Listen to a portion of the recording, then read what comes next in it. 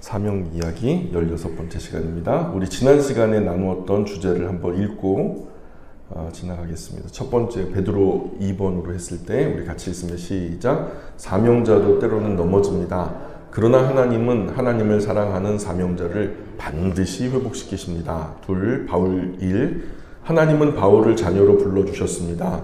그러나 바울은 이 세상에서 그리스도를 위한 노예로 살겠다고 고백합니다. 바울 2. 사명자가 소유해야 할 첫 번째 덕목은 겸손입니다. 바울 3.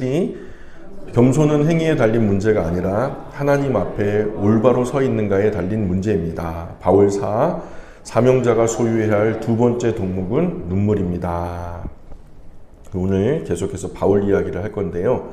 사도행전 20장 19절 같이 읽어보겠습니다. 시작. 곧 모든 겸손과 눈물이며 유대인의 관계로 말미암아 당한 시험을 참고 주를 섬긴 것과. 자, 바울 다섯 번째 주제입니다. 같이 읽어볼게요. 시작.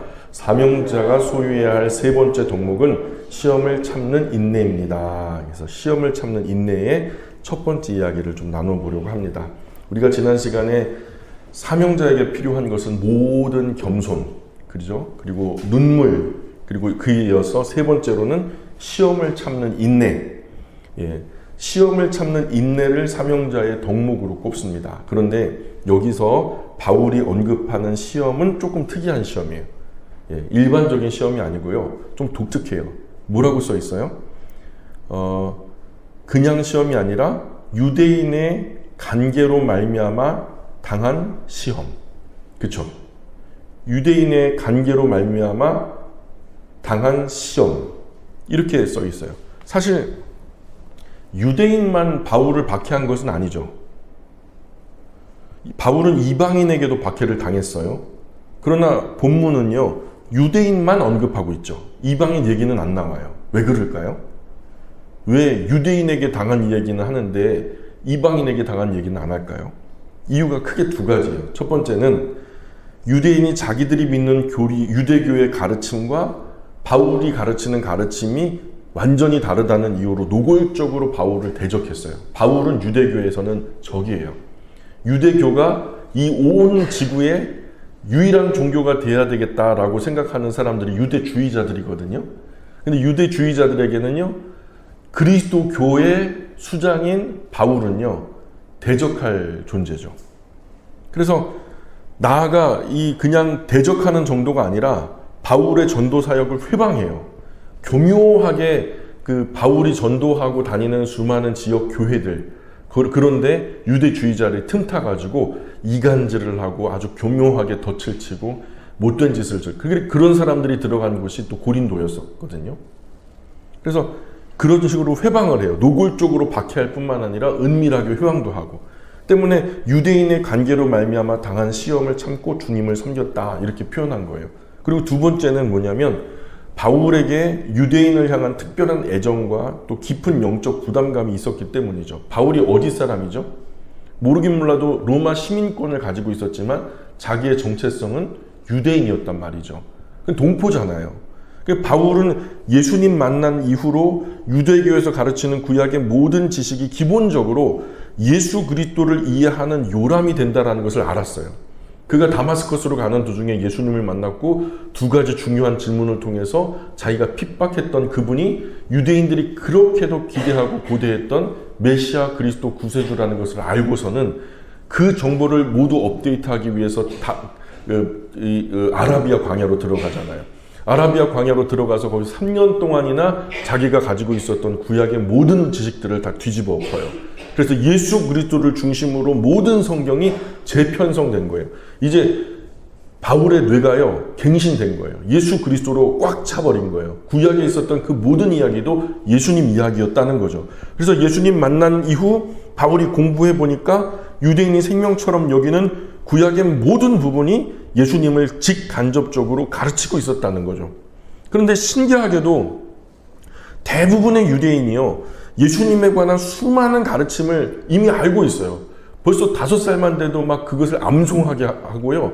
말 떼기 전에 하나님의 이름을 먼저 부르는 사람이 그들이거든요. 근데 그런 사람들, 이 예수님에 관한 가르침을 잘 알면서도 정작 그 가르침의 주인공이 되신 예수님을 만나지 못하고 있었던 거죠. 예수님에 관하여는요, 구약의 정보를 통해서 너무나도 잘 아는데 예수님을 만나지 못했다는 거예요. 이런 그들의 모습은 바로 회심하기 전 바울 자신의 모습이잖아요. 나도 그 마음 안다는 거예요. 너희가 지금 왜 그러는지 나도 알아. 왜냐하면 얼마 전까지 나도 너희 입장에 있었거든. 너희 자리에 있었거든. 그러니까 너희들이 왜 나를 이렇게 공격하고 나를 이렇게 못살게 회방하고 박해하고 교묘하게 이렇게 이간질하고 그러는지 내가 잘 알아. 그러니까 안타깝겠어요? 안타깝겠어요? 안타깝죠. 그러니까 그 모습이 내 모습이니까. 그래서 바울은요, 동포 유대인을 향한 애정에서 비롯된 신앙적인 부담과 민족적인 안타까움을 함께 느끼면서 첫 번째는 유대교 교리와 그리스도교 교리가 다르다는 것으로 1차적으로 대적을 했고, 두 번째는 예수님 만나기 이전 그들이 곧 나의 모습이었기 때문에, 그런데 그가 다른 이도 아닌 동포란 말이에요. 그런 것에 대한 안타까움의 부담감이 있었던 거죠. 그래서 바울이 유대인을 향해서 이런 애정과 부담을 갖고 있었기 때문에 이방인에게 선교하는 현장에서 유대인이 나타나 회방을 놓는 것이 더 특별하게 고통스러운 이유가 된 거예요. 이방인은 몰라서 그래요. 이방인은 자기를 핍박하면요, 웬 타지 사람이 와가지고 이렇게 나서길, 그러면서 핍박하는 게 당연해요. 이방인이니까 몰라서 그래요. 그럴 수 있어요. 얼마든지 이해할 수 있어요. 그런데 유대인은요, 알만한데 회방하거든요. 유대인은 그러니까 더 얼마나 안타깝고 고통스러웠겠어요. 같은 비난이라도 사랑하는 사람, 믿었던 사람으로부터 받는 비난은 유독 더 아프죠. 쓰려요. 바울의 이런 마음을 조롱이라도 하듯이 유대인들은 끊임없이 바울을 제거하려고 했죠. 그리고 또한 그의 전도 사역을 막을 의도해서 아주 간사한 계략으로 접근해요. 덫을 치고 울무를 치고 심지어는 막 암살 계획을 짜면서, 그죠? 헬라어 성경에 이 시험, 여기서 말하는 시험, 유대인의 관계로 말미암아 당한 시험, 여기다 동그라미 한번 쳐보실래요? 근데 이 시험이요, 그냥 단수형으로 쓰인 게 아니라 복수형이에요. 헬라어 성경에서는 시험들이라고 써 있어요. 시험들. 그래서 이게 시험들로 표현되는 것으로 미루어 생각해 보면은 시험이 단회적인 게 아니에요. 각양각색 수많은 관계로 바울의 복음 전도 사역에 악한 덫을 치고 바울도 그 구원 사역도 허물려고 호시탐탐하고 있었던 거죠. 호시탐탐 아세요? 호시탐탐. 호랑이가 보고 있는 거예요. 뭘요? 먹이를요. 뭐 하려고요? 먹으려고요. 그게 호시탐탐이에요. 그게 바로 유대주의자들이 바울을 바라보고 있는 시선이에요. 호시탐탐하는 거죠. 언제 잡아먹을까? 그러면 대체 유대인은 왜 이렇게 바울을 미워했을까요? 왜 바울이 가는 곳마다 유대인이 나타나서 간사한 계략을 사용하고 시험을 주고 견디기 힘든 아픔을 주었을까요? 그리고 바울은 왜 견디기 힘든 시험들을 견뎌야만 했을까요? 이 모든 것은 바울이 예수님을 믿은 후에 바울의 삶에 분명한 목표가 생겼기 때문에 그래요. 잘 생각해 보세요. 짧게 줄여서 말해보자면 복음 전파, 영혼 구원이에요. 따라해 볼까요? 복음 전파, 영혼 구원. 예, 생명과 구원의 복음을 전해서 멸망하는 영혼, 죽어가는 영혼을 건져내고자 했던 거죠. 이런 분명한 목표가 바울을 완전히 사로잡고 있었어요. 그에게는 이게 깃발이에요. 예수님이 나를 이것을 위해서 들어 쓰고 계신다. 이후에 나의 남은 삶은 사나 죽으나 이 깃발 가지고 주님 부르시는 그날까지 달려가는 것이다. 그래서 바울은 그들의 간사한 계략에 시시때때로 노출됐고 또 그로 인한 모진 고통과 아픔과 슬픔과 외로움, 괴로움이 지속적으로 수반돼요. 왜냐하면 그들이 원하는 것과 반대 방향으로 달려가니까. 그러니까 이 소중한 전도사역의 일을 놓을 수 없었던 거죠. 그러니 참고 견디는 수밖에요. 계속 주님을 섬기는 수밖에요. 그럴 수밖에 없었던 거죠. 분명한 것은 사명 따라 살아가는 사람들은 언제나 회방과 시련이 닥칩니다. 세상이요, 그리스도인들에게 순풍을 불어줄 거라고 생각하지 마세요. 세상은 언제나 역풍이에요. 세상은 하나님 뜻 따라 살아가는 사람 편 아니에요. 때문에 사명자는 이 모든 시련과 시험의 때를 견딜 수 있는 인내가 필요하죠. 오래 참아야 돼요. 안 좋은 환경에서 버티고 견디는 것이 어쩌면 그리스도인의 일이란 말이죠. 제가 두 번째 사역지에 갔을 때 두 분이 엄청 싸웠어요.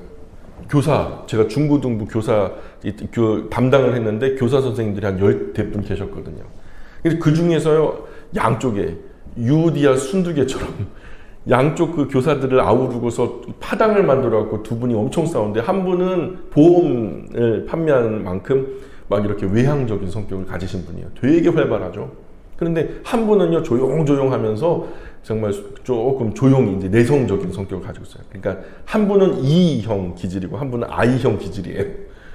그런데 이 두 분이요, 그냥 막 갖은 오해에 또 서로 간의 말들을 또 좀 중간에 안 좋은 성분에 가진 사람이 계셔가지고 이간질을 하고 막 그러면서 갈등이 심한 거예요. 제가 들어갔는데도 아이고, 이거는 뭐 어떻게 화해를 시킬 수가 없더라고요. 그래서 이 두 분을 불러 세우고 같이 기도하자 하고서 오랜 동안 오해를 풀기 위해서 노력을 했어요. 그리고서 이 두 분이 서로 이야기를 악하게 전달하는 그 중간 사람을 빼고 이 두 분이 직접 만나서 대화를 하면서 오해가 풀린 거죠. 그러면서요, 이 두 분이 어떤 결론을 내렸냐면, 이건 악한 영들이 역사했다.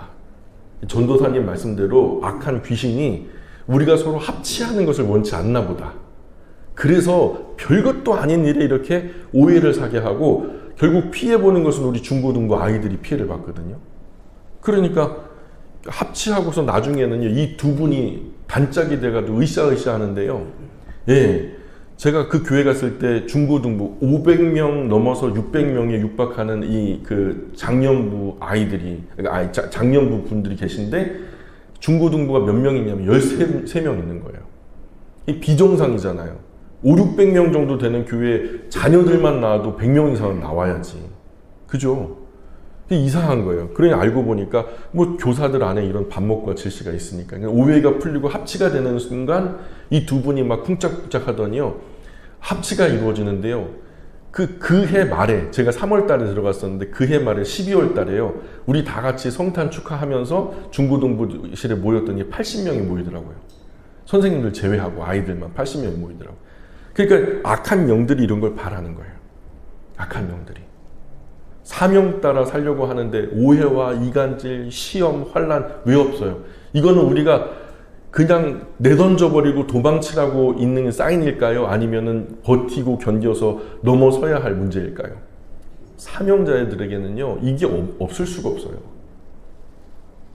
정리할게요. 사명자에게 필요한 것은 사명을 향한 열심만이 아니에요. 사명 따라 살아가는 삶에는 필연적으로 악한 회방이 반드시 따라와요. 때문에 사명자에게 시련과 시험의 때를 견디는 인내가 반드시 필요합니다. 잘 참고 인내하셔야 돼요. 어떤 상황과 사건이 주어질 때 사실만을 확인해 보세요. 그 뒤에 감정과 정서 이런 것들을 부추겨서 악한 영들이 기분 나쁘게 하고 막 분노하게 하고 흥분하게 해서 일을 이루는 그것이 어떤 열매인지를 우리가 분별하셔야 돼요. 그러니까 잘 깨어 계셔야 돼요. 뱀처럼 지혜롭고 비둘기처럼 순결하셔야 된다고요. 두 번째 주제는 바울 6번째 주제인데요. 같이 읽어보겠습니다. 시작. 사명자가 소유해야 할 세 번째 덕목은 시험을 참는 인내입니다. 예, 시험을 참는 인내가 두 번째 또 나와요. 우리가 읽었던 말씀인데 20장 19절에 또 한 번 읽어볼게요. 시작. 곧 모든 겸손과 눈물이며 유대인의 관계로 말미암아 당한 시험을 참고 주를 섬긴 것과, 자, 여기에 빨간색 글씨가 있죠. 뭐에 써 있죠? 참고. 제 눈에 크게 들어온 거 참고. 유대인의 관계로 말미암아 당한 시험, 이것도 크게 들어왔는데 그 다음에 참고. 참았다. 여러분 생각해 보세요. 바울이 참았대요. 바울의 성격을 생각하면 참을 사람이에요? 아니면은 뒤집어 엎을 사람이에요? 뒤집어 엎을 사람이에요. 유대인이 나를 박해했으나 내가 모두 때려 눕혔다. 내가 박살내 버렸다. 이렇게 기록되는 게 어울리는 사람이죠. 유대인이 관계로 나를 시험했으나 내가 모두 다 격파해 냈노라. 이게 바울에게는 어울리는 문구죠. 이런 표현이 불같은 바울 성격에 더 어울리는 표현 같아요. 그러나 바울은 그렇게 하지 않아요. 어떤 면에서 예수님을 만난 바울은 사랑의 무저항주의자가 됐다고 생각해요. 예수님 만난 이후에 바울은 쉽게 말해 어려운 말인데요. 사랑의 무저항주의자. 그리고 이것이 바로 하나님께서 이스라엘을 향해 선지자들을 보내실 때 가지셨던 마음이죠. 패역한 백성들 하나님 반대로 해가지고 바알과 아세라를 섬기고 막 하나님이 돌아오라 다시 와라 그 교제하는 자리에서 함께 만나길 원한다. 수많은 선지자들을 향해서 하나님의 마음을 알릴 때 그 선지자들을 보내시면서 하나님은 선지자들 손에 뭘 들려 보내셨죠? 선지자들 손에 뭘 들려 보내셨어요? 최첨단 무기, 최강 화력 무기를 선지자들에게 들려주시며 그들에게 이르시되 그들이 너의 말을 듣지 않고 계속해서 나를 거역하면 모두 다 쏴버릴지니라. 그렇게 하셨나요? 하나 그렇게 하지 않으시고요. 하나님은 그 백성으로 인해서 아파하시고 분노하시면서도 선지자들에게 그 하나님의 백성을 심판하는 권세를 주지 않으셨어요. 칼 한 자루 없이 오직 하나님 입술에서 나온 그 말씀만을 들고 가도록 하신 거죠. 들으면 다행이지만 안 들으면 그 악한 백성 손에 맞아 죽어야 했어요. 그래서 짓밟히잖아요. 진흙탕에 던져지기도 하고요. 굶기도 하고요. 옥에 갇히기도 하고 때로는 순교를 당하기도 하고요. 실제로 수많은 선지자가 생명과 구원의 말씀을 전했던 그들에게 두드려 맞았어요. 짓밟히고요. 피 흘려 죽어갔단 말이죠. 이것이 바로 하나님께서 자신의 일꾼에게 심어준 사랑의 무저항주의다. 이 고린도 후서에 이런 말씀이 나요. 고린도 후서 12장 11절 12절 한번 읽어볼까요? 고린도 후서 12장 11절 12절 시작. 내가 어리석은 자가 되었으나 너희가 억지로 시킨 것이니 나는 너희에게 칭찬을 받아야 마땅하도다. 내가 아무것도 아니나 지극히 크다는 사도들보다 조금도 부족하지 아니하니라. 사도의 표가 된 것은 내가 너희 가운데 모든 참음과 표적과 기사와 능력을 행한 것이라. 아멘. 자, 이게 무슨 흐름에서 나온 말이냐면요. 고린도 교회에 가만히 들어온 유대주의자들이 아마도 간첩을 심은 것 같아요. 그래서 고린도 교회를 훼손하려고 거짓 교사, 다른 예수, 다른 영을 불러와가지고 막 혼미케 하고 혼란케 하는 사람들이 고린도 교회에 들어온 거죠. 그래가지고 나중에는 바울의 말씀이 하나부터 열까지 다 틀린 것이 없고 다 진리만 전하니까 말씀에서는 더 이상 뭐 공격할 것이 없고 그 권위를 어떻게 넘어서겠어요? 그런데 바울의 사도권 자체를 뒤흔들면서 그는 사도가 아니다. 예수님 12제자 중에 속한 적도 없어. 바울이 가르친 모든 복음을 무력화하려고 바울 자신을 공격할 때 바울이 스스로를 변호하면서 한 말이 이 말이에요. 바울은 자신의 사도된 증거를 그들에게 설명한 거죠. 바울이 가장 내민 증거가 바로 뭐냐면 지금 예수님의 직계 제자인 사도들보다 내가 부족한 것이 하나도 없어. 내가 모자라다고 생각하지 않아. 조금도 부족하다고 생각하지 않아. 근데 사도의 증거는, 내가 사도됨의 증거는, 이게 표가 바로 그 사도됨의 표는 내가 너희 가운데 첫 번째가 뭐 나온 거죠? 모든 참음과, 그쵸? 아니, 사도됨의 표 첫 번째로 지금 거론되는 것이 모든 참음이었다는 거예요. 가장 내민 증거가 모든 참음. 이 참음이 사도됨에 있어서 표적과 기사, 능력보다도 우선이라고 자기가 증명하면서 얘기하는 거예요. 내가 그들의 참된 사도가 아니었다면 참지 않았을 거다. 맞아요? 내가 너희들의 진짜 사도가 아니었다면 나는 참지 않았을 거야.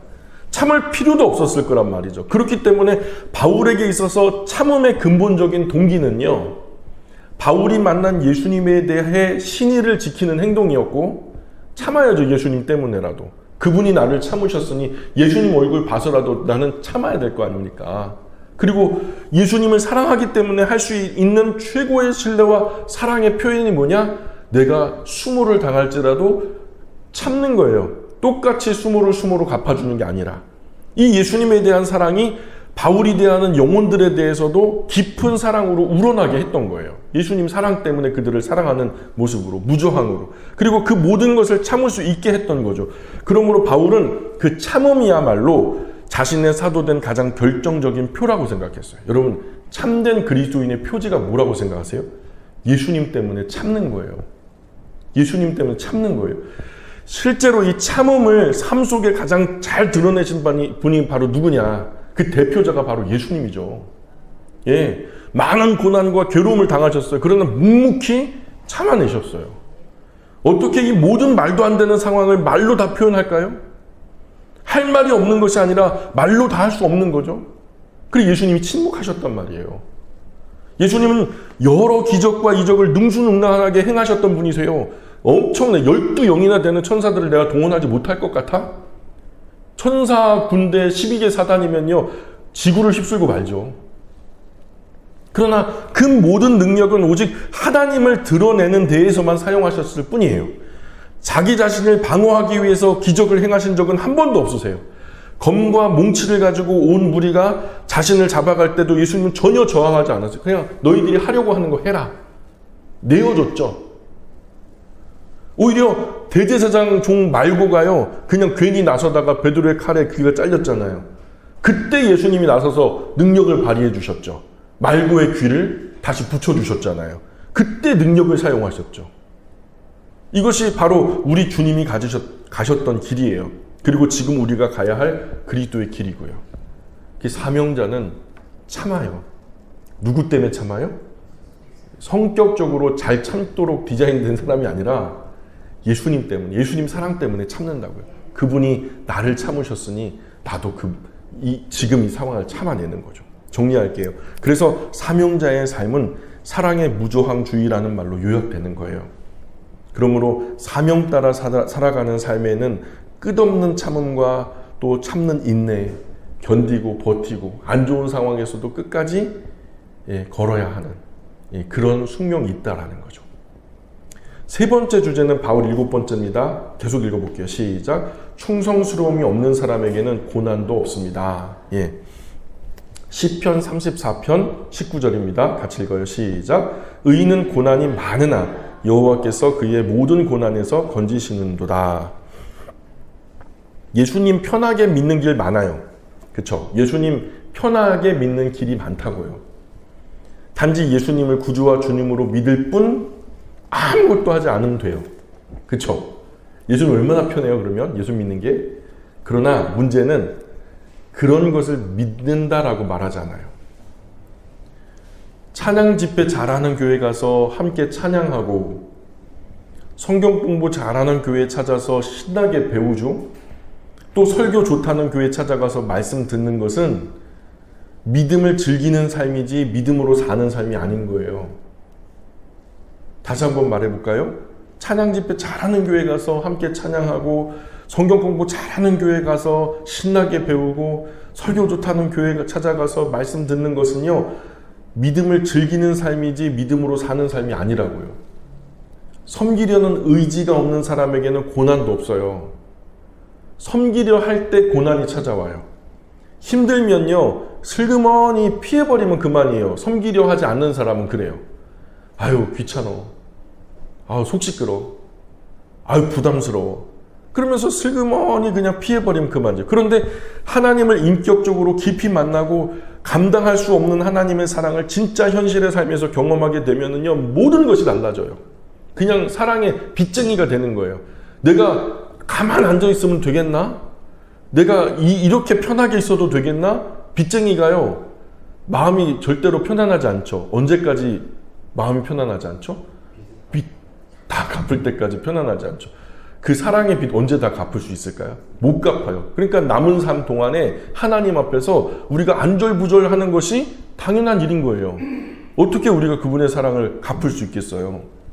감당할 수 없는 하나님의 사랑을 진짜 현실의 삶에서 경험하게 되면 모든 것이 달라진다는 의미가 이거예요.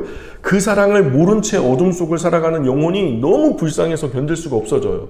이 사랑의 빛을 한번 비춤을 받고서는요, 그걸 무시할 수 없게 되는 거예요. 그래서 그 영혼을 위해서 뭔가를 섬기고자 결심하면 내가 하나님 때문에, 내가 예수님 때문에 나를 위해서 죽으시고 다시 사시고 부활 승천하시고 그리고 다시 오신다고 약속하신 그분을 밝은 얼굴로 만나기 위해서 이 사랑의 빚을 조금이라도 갚을 심산으로 무언가 해야 되는데 그게 영혼에 관계된 일이라면, 그 영혼을 위해서 무언가 섬기고자 결심하면 그때부터는요, 견디기 힘든 시련이 연이어 찾아옵니다. 영혼을 섬기려고 하니까. 가만히 있으면 당하지 않을 시련이 무언가 하나님 위해서, 영혼을 위해서 하려고 하니까 시련이 찾아오더란 말이에요. 모진 비바람 맞으며 나아가고 견디기 힘든 세찬 물살 헤치면서 올라가는 것은 그런 역경 속에서도 굴하지 않고 반드시 다다라야 하는 목적지가 있다는 전제 하에 가능한 일이에요. 목적지가 없으면요, 굳이 그렇게 거친 물살 거슬러 올라갈 필요가 없어요. 물살대로 그냥 떠내려가면 그만이죠. 뭔가 그런 역풍을 헤치고 물살을 헤치고 견디기 힘든 바람들을 역으로 두고서 계속 맞바람을 헤치며 나가는 전제는요, 목적지가 있다는 얘기예요. 분명한 목표가 없는 사람은 비바람 오면은 피하면 그만이에요. 물살 거세지면 다른 길로 돌아가 버리죠. 목적지가 없는 사람은 비바람 거친 물살 맞설 이유가 없어요.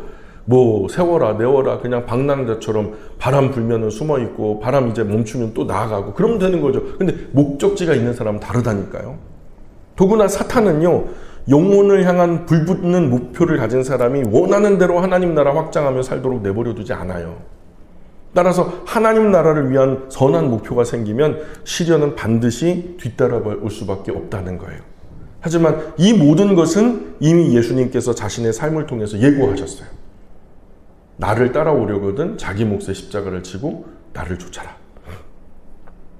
예수님 고통, 아픔 없이 사명 감당할 수 없음을 자신의 온 삶을 통해서 우리에게 이미 보여주셨고요. 물론 지금 우리는 바울과 다른 시대를 살고 있어요. 그러므로 유대인이 나타나서 우리가 하려고 하는 사명의 길을, 사명자의 삶을 유대인들이 회방하지는 않을 거예요. 그죠? 유대인들이 저 멀리서 비행기 값도 그렇죠. 여기까지 와가지고 우리를 방해하진 않아요. 그러나 우리 주위에는 유대인을 대체할 만한 사람들이 많아요. 간계를 쓸 사람들이 여전히 존재해요. 여러분 가족 중에도, 여러분 섬김받는 사람 중에도 그런 사람 있을 수 있어요.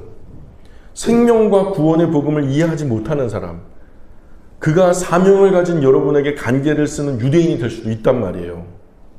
그래서 뱀처럼 지혜롭고 비둘기처럼 순결해야 된다는 말이에요. 가족은 우리 감정만 아니라, 강점만 아니라 약점까지 속속들이 다 알고 있죠. 나의 사랑하는 남편, 나의 사랑하는 아내, 나의 사랑하는 자녀, 나의 사랑하는 부모, 어디에서 강하고 어디에서 약한지 다 한단 말이에요. 그런데 그런 가운데 한 가족이 불신 가족이라면 결정적인 순간에 약점은 아주 잔인하게 작용해요. 그래서 그 약점, 깊은 상처를 헤집어요. 마치 그 상처에 소금 치듯 쓰라린 상처로 그리스도인 영혼의 생채기를 내버려요. 회복될 수 없을 것만큼 아픔을 줘요. 가족이라 더 아파요. 더 쓰려요. 또 우리가 우리 사명을 잘 감당하는 것, 그래서 하나님을 영화롭게 하는 것, 이것을 싫어하는 악한 영들도 있어요. 사람뿐만 아니라 영들도 있단 말이에요. 이 악한 영들이 간계를 쓰는 또 다른 유대인이 될 수 있어요. 악한 영들은 보이지 않게 우리 곁에 머물죠. 귀신들이잖아요. 귀신들은요, 우리 눈에 보이지 않으니까 귀신처럼 알죠. 우리 약점과 아픔 누구보다도 잘 알아요. 얘네들은요, 또 수명이 또 우리처럼 100년 미만이 아니에요. 영원히 살아요. 그러니까 귀신처럼 알아요. 3대조 할아버지까지 다 알아요. 그 전에도 알아요. 귀신처럼 알아요. 귀신이니까. 그래서 그것에 잘 맞는 옷과 온갖 덫과 꾀를 잘라요. 어찌하든 우리가 우리의 맡은 바 거룩한 사명을 감당하지 못하도록 회방해요.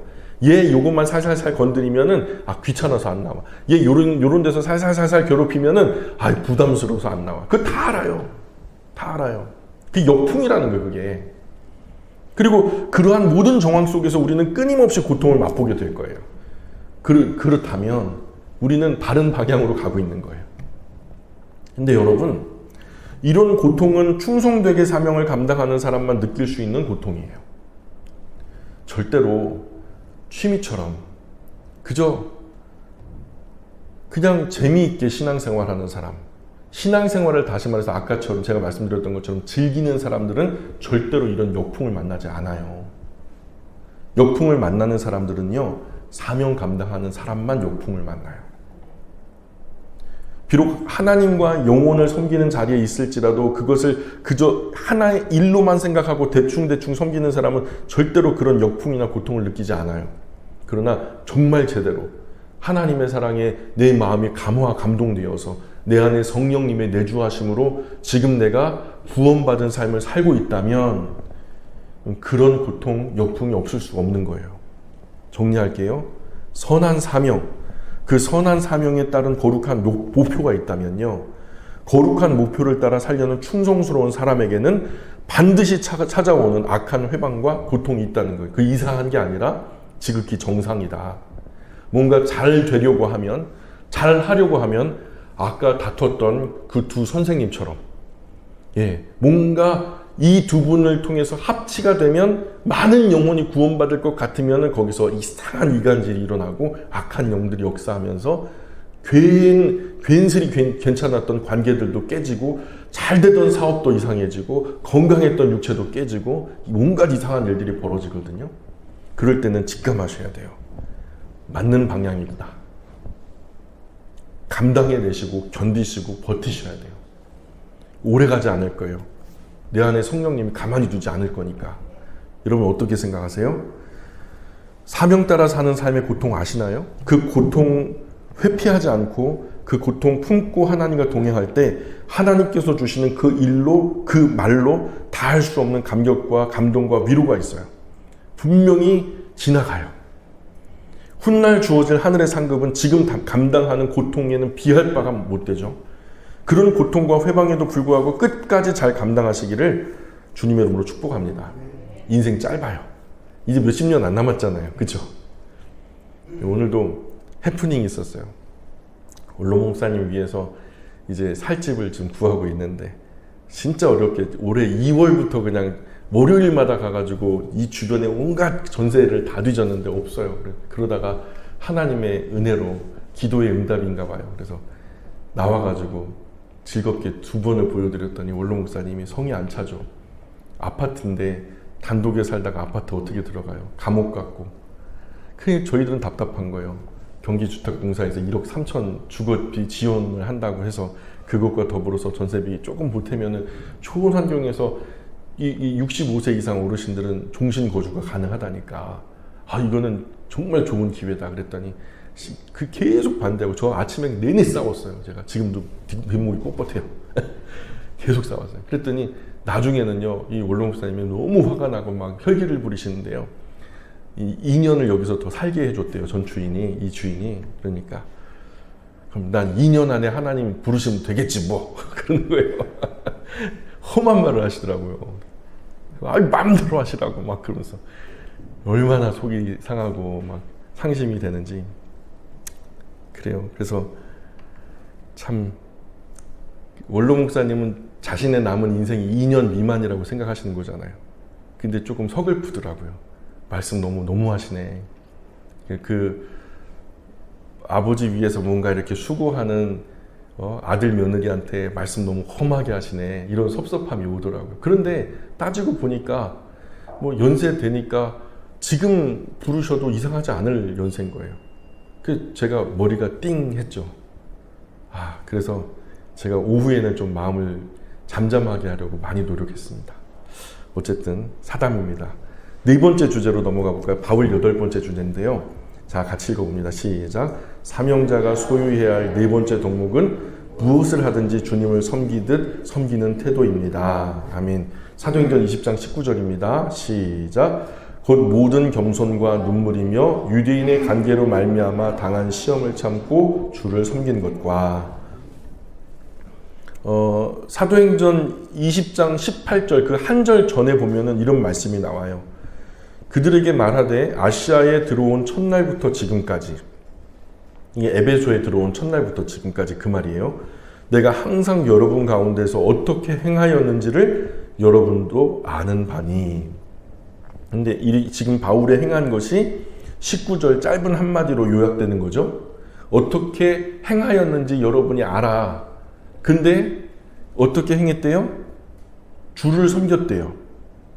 바울이 아시아에 들어와서 보낸 3여 년의 시간은 죽을 영혼 살리기 위해서 수고한 삶이었죠. 그죠? 외관을 볼 때 이것은 구원받을 그 사람과 관계된 삶이죠.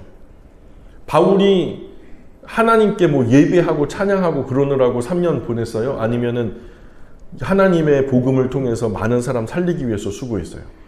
그렇죠? 그러니까 사람을 위해서 희생하고 그 사람 때문에 울었죠. 그 사람에게 뭔가를 해주었던 시간들인 거잖아요.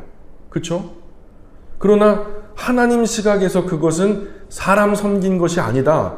하나님을 섬긴 시간들이었다. 이렇게 말하는 거예요. 사도행전 20장 20절 21절에도 볼까요? 그 뒷구절인데 계속 읽어볼게요. 시작. 유익한 것은 무엇이든지 공중 앞에서나 각 집에서나 거리낌 없이 여러분에게 전하여 가르치고 유대인과 헬라인에게 하나님께 대한 회개와 우리 주 예수 그리스도께 대한 믿음을 증언한 것이라. 아멘.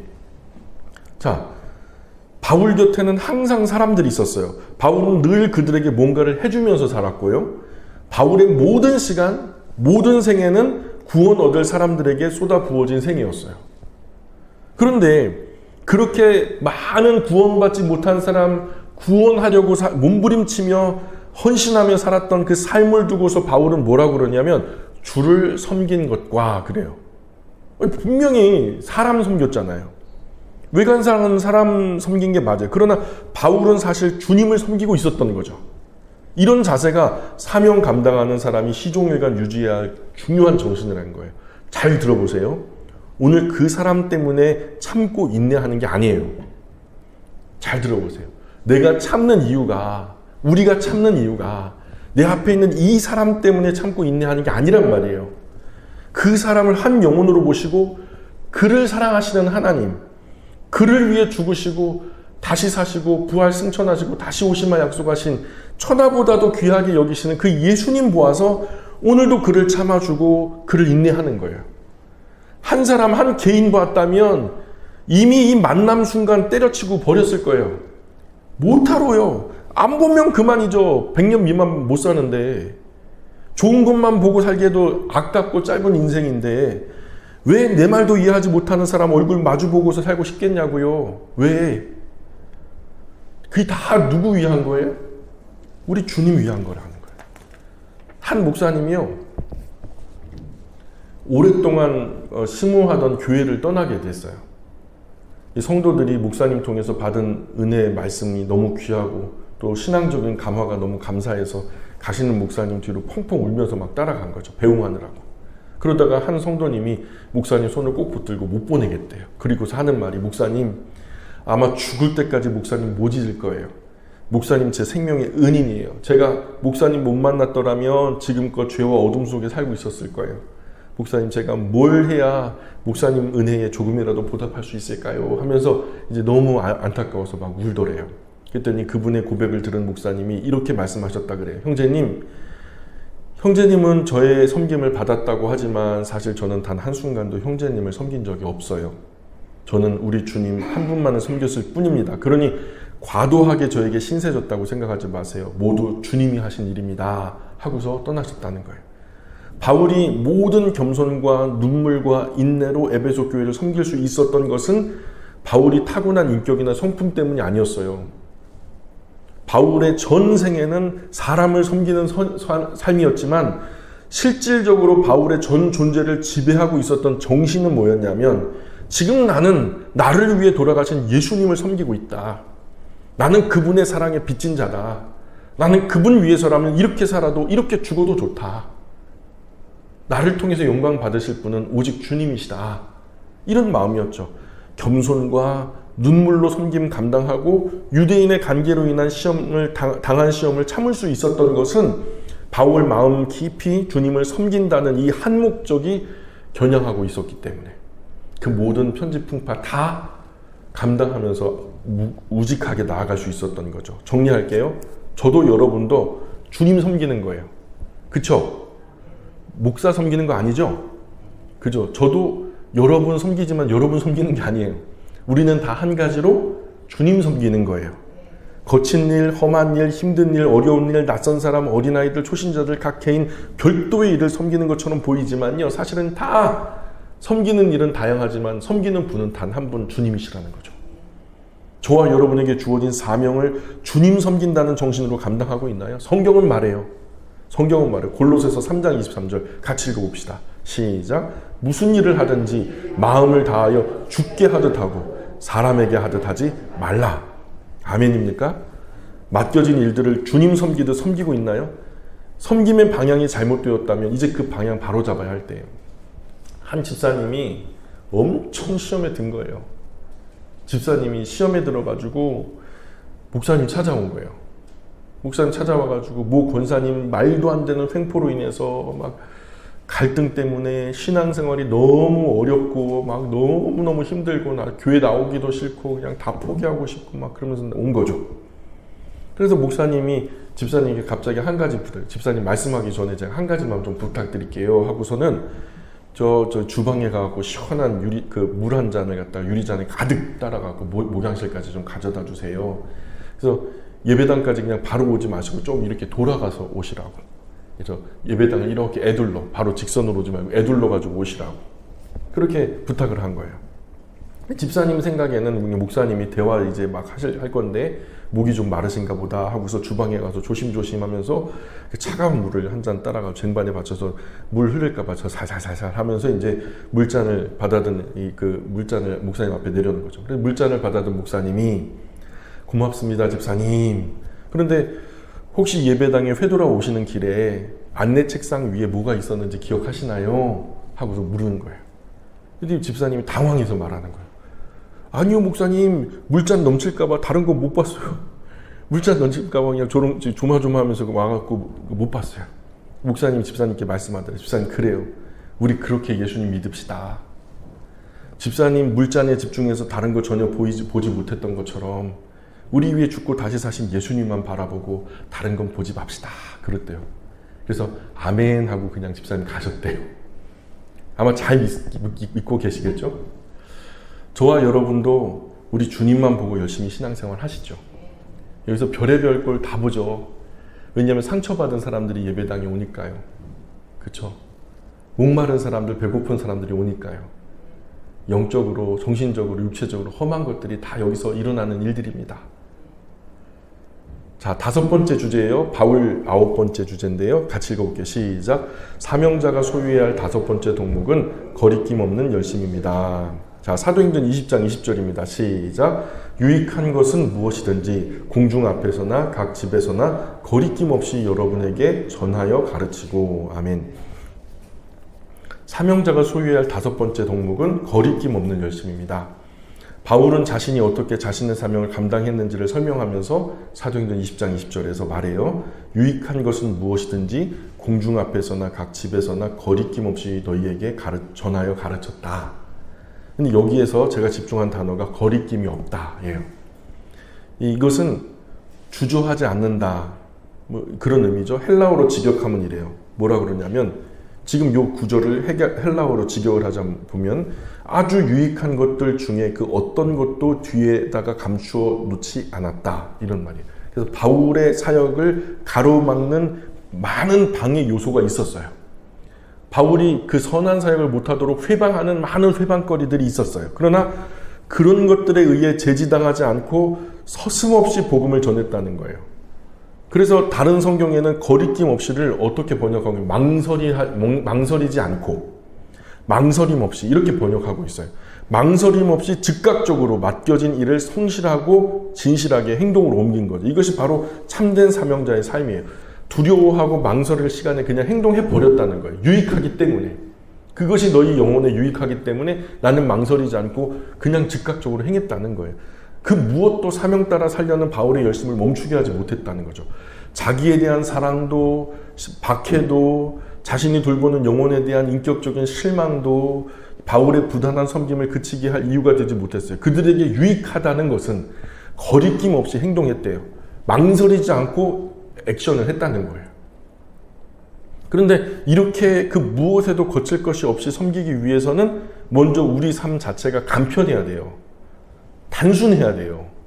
한번 생각해 보세요.